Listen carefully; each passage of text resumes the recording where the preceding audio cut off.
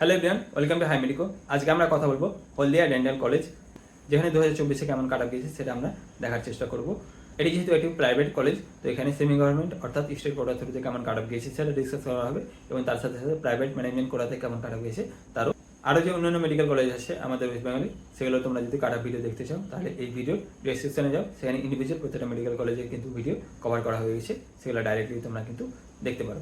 তো চলো, হলদিয়াতে কেমন কাট অফ গিয়েছে আমরা একে একে দেখে নিই। আনরিজার্ভের ক্ষেত্রে কাট অফ গিয়েছে 1,13,572, ওয়েস্ট বেঙ্গলের র্যাঙ্ক হচ্ছে 5,026, নিটের স্কোর হচ্ছে 569।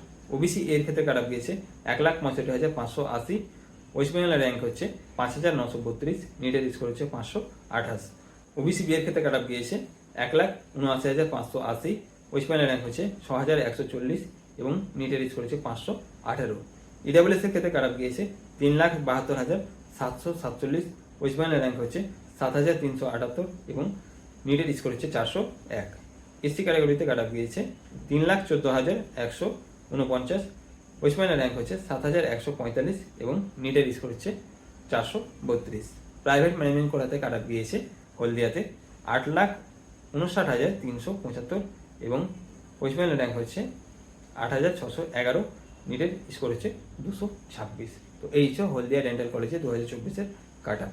তো ভিডিওটি তোমরা লাইক করবে, চ্যানেলটাকে নতুন হলে অবশ্যই সাবস্ক্রাইব করে নেবে, এবং কোনো প্রশ্ন বা কোয়ারিজ থাকলে তোমরা অবশ্যই কমেন্ট বক্সে জানাবে। থ্যাংক ইউ ভিডিওটি দেখার জন্য।